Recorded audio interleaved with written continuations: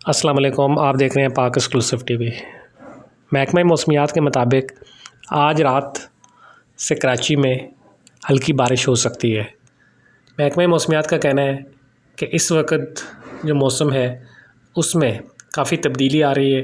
रात को ठंड हो रही है और दिन में जो है वो गर्मी हो रही है, लेकिन समुद्री हवाओं की वजह से कराची में आज और कल बारिश का इम्कान है।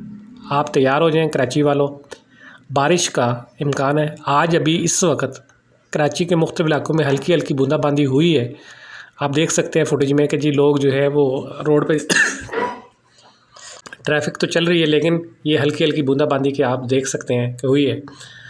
इसी हवाले से महकमा मौसमियात का कहना है कि कराची में रात को मज़ीद बारिश हो सकती है।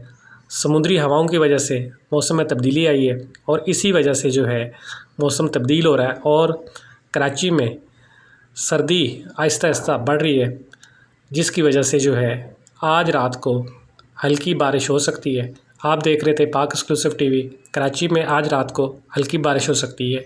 इसी तरह कल दिन में भी बारिश का इम्कान है। देखते रहें पाक एक्सक्लूसिव टीवी।